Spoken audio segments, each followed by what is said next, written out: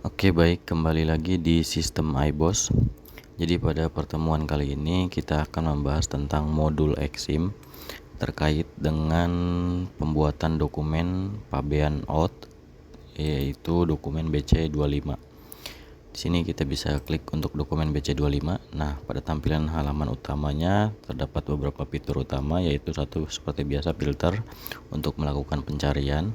Kemudian di sini ada tombol action untuk impor kalau misalkan ingin membuat dokumen BC25 dengan cara melakukan impor dengan menggunakan file Excel. Nah, ini templatenya sesuai dengan hasil unduhan dari sistem C40. Jadi sudah bisa langsung di-upload ke sini ya, diimpor ke sini. Kemudian di sini juga ada tambah. Nah, kita akan melakukan tambah untuk mulai penginputan baru. Nah, seperti ini formulir untuk pembuatan dokumen BC25-nya. Yang pertama itu ada nomor aju. Jadi nomor ajunya itu bisa diganti ya. Nah, untuk saat ini kita coba dengan aju 1 dulu. Kemudian sini ada tanggal pengajuan. Nah, ini kalau misalkan teman-teman sudah tahu pastinya ya untuk form inputan. Nah, pada video kali ini kita akan mengambil data barangnya dengan menggunakan sumber dari master barang. Jadi untuk nanti kita akan bahas juga tentang pengambilan dari sumber sales order dan pengiriman. Oke, jadi kita untuk pembuatan pertama itu kita lengkapin dulu formulirnya. Kita isi dulu penerima barangnya siapa. Kemudian di sini pemilik barangnya si perusahaan itu sendiri. Kemudian kursnya misalkan USD. Nah, ini dia terupdate ya, maksudnya kursnya sudah otomatis sesuai dengan kurs yang berlaku pada saat kita membuat dokumen. Kemudian kalau ada ini nanti dilengkapin sesuai dengan data yang ada di teman-teman. Nah, ini beratnya kita bisa isi misalkan 105 kilo. Nah, untuk barangnya kita bisa pilih dari master barang. Kemudian kita akan mengeluarkan kategori hasil produksi botol plastik misalkan. Nah, di sini ada keterangan tarif telah diperbarui. Jadi pada saat pemilihan barang dia akan mengecek tarif yang ada di sini untuk pungutannya ya. Oke, kita isi dulu kelengkapannya. Misalkan kuantitinya 100. Kemudian netonya misalkan 100 juga. Kemudian nilai CIF-nya misalkan 123. Kemudian jangka waktunya ini enggak usah diisi. Kemudian kita pakainya harga pemasukan itu harga bahan baku ya. Kemudian ini kemasannya berapa, kita pakainya box, ini defaultnya sesuai yang di master, tapi ini bisa dirubah-rubah. Kemudian di sini ada tombol untuk periksa tarif untuk mengecek tarif atas barang ini kan ada kode HS-nya, jadi ini bisa diklik untuk mengecek tarif aslinya berapa.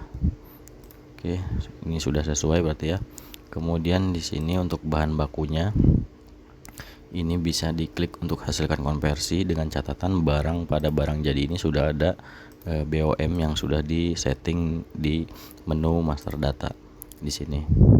Untuk detailnya bisa dilihat di video tentang bill of material ya.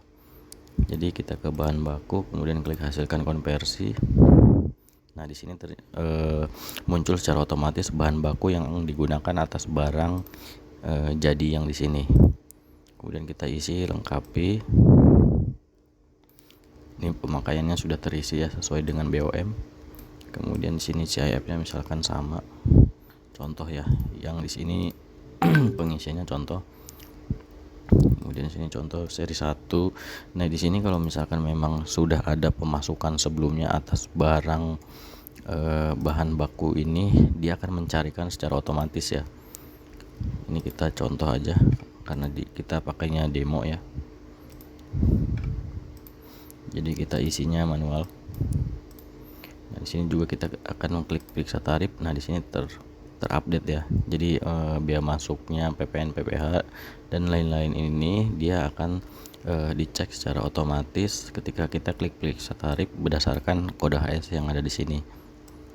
Oke, kemudian kita ke tab selanjutnya, kemasan.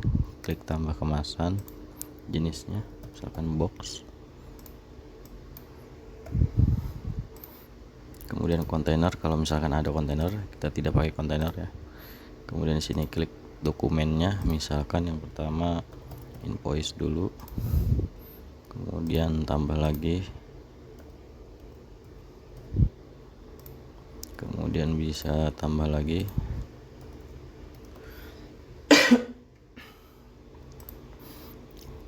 kita isi nomornya.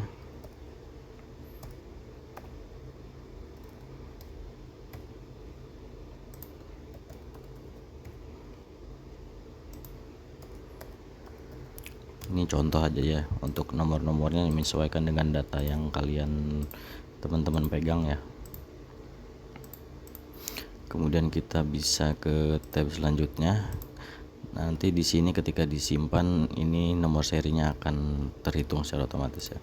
Nah, untuk pungutan juga akan muncul ketika kita sudah selesai menyimpan. Kemudian di sini ada tab lainnya. Nah, di sini penting.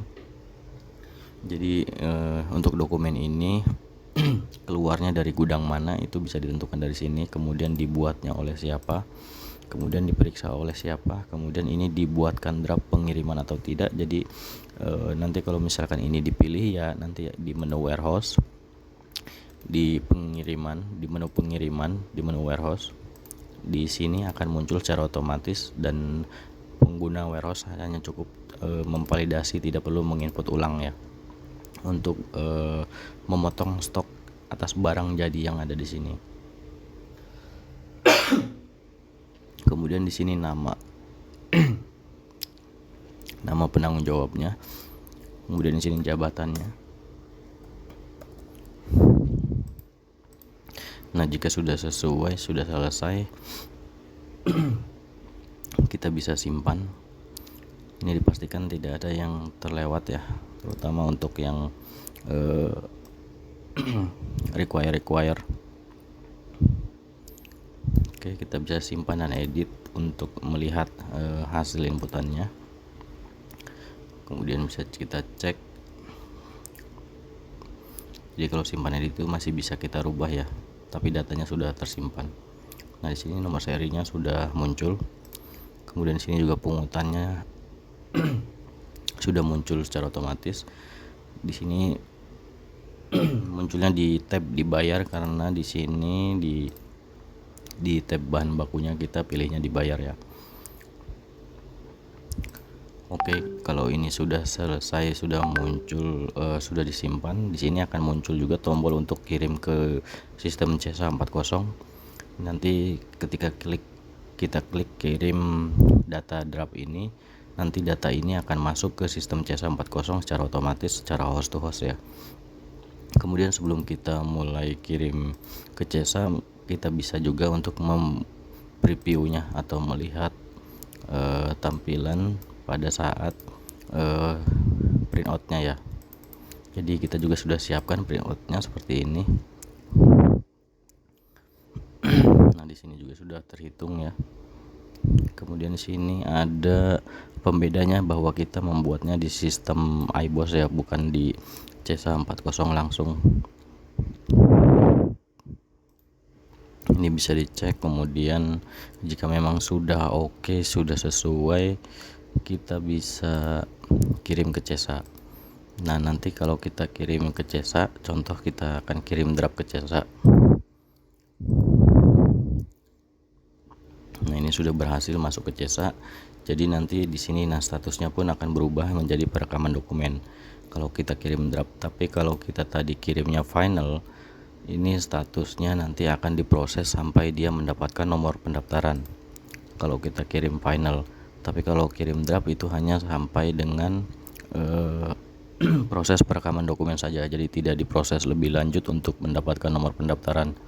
Jadi disarankan memang kirim draft dahulu, kemudian cross check kembali isiannya di CESA apakah sudah benar atau belum semua isiannya. Kalau memang sudah yakin baru bisa kirim final. Nah, nanti dia akan mereplace data yang sebelumnya yang ada di CESA selama memang statusnya itu masih perekaman dokumen ya, belum mendapatkan nomor pendaftaran atau staffing atau get in atau get out ya. Oke, mungkin itu ya untuk tutorial pembuatan dokumen BC25 di sistem iBoss.